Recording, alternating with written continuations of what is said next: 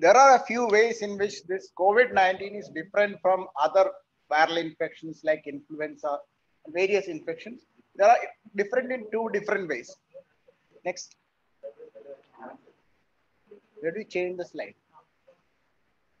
We know that this virus infects the cells through a receptor called ACE2.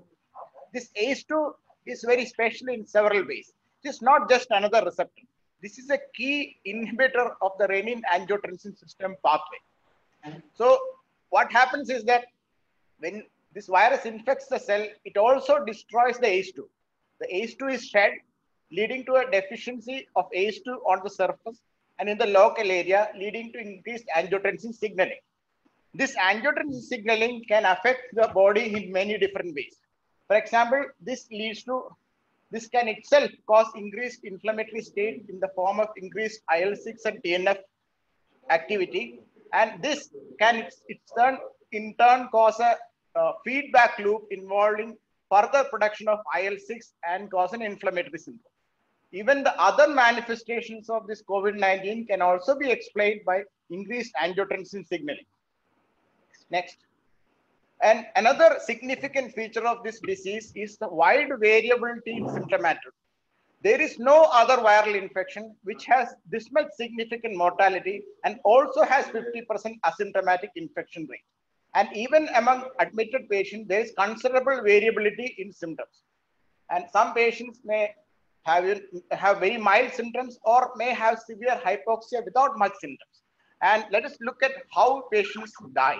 The key methods, ways in which patients who have mortality are ARDS and microthrombotic microangiopathy. They may develop myocarditis. But the most important thing is acute lung injury and ARDS. And among these patients, there is a subset of patients who develop what is called cytokine release syndrome, where large amounts of cytokines like IL-6 cause immune damage. And so what is different here? So the key thing to note is that in this disease, even though various antivirals have been tried, none of the antiviral agents have actually reduced mortality.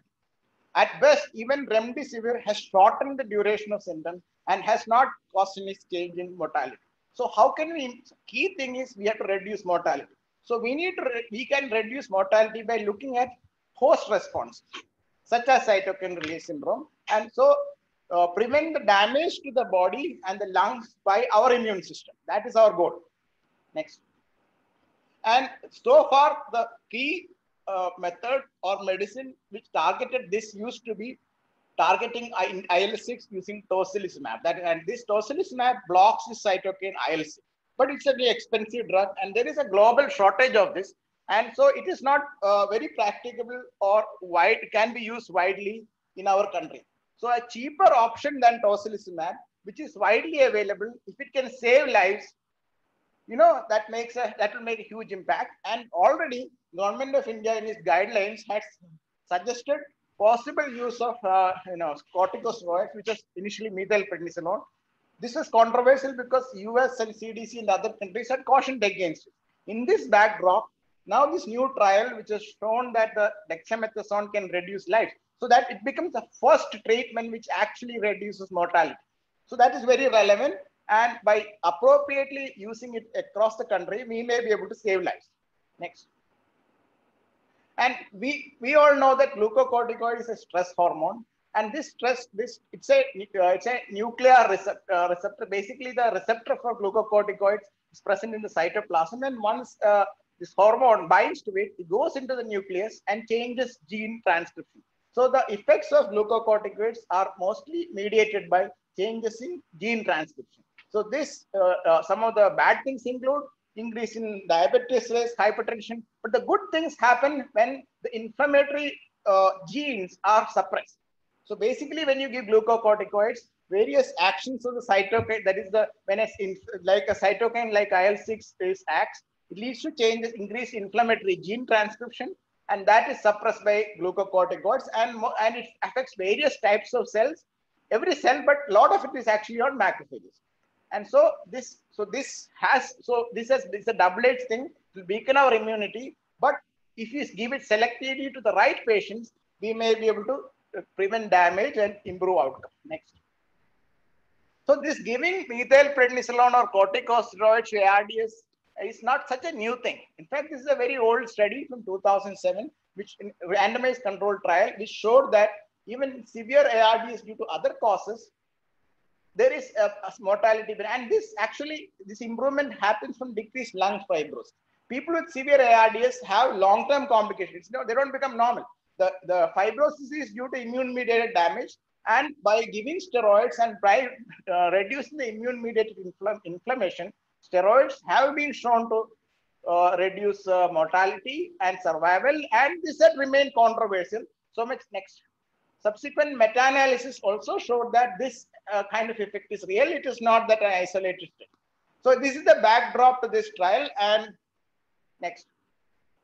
So what happened was, this is in this UK, this recovery trial is a very large trial where they recruited 11,000 patients, of which 2,100 approximately patients were given dexamethasone for 10 days. 6 milligram of dexamethasone was given for 10 days, and other group had a standard of care.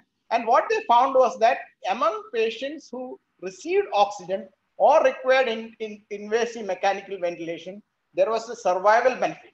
This was very interesting. And we also have to note, if you look at the patients who did not receive oxygen, they actually did worse. That is, patients, the dexamethasone worsened, that is not statistically significant. What it suggests is that these may suggest heterogeneity, that some patients are benefiting, some patients may actually not be benefiting, they may be doing harm. One negative of the study, this doesn't look into the subgroups. They have not looked at it. It's a preprint, so we don't have the details. We don't know whether people with features of cytokine release syndrome actually did better with steroids or not.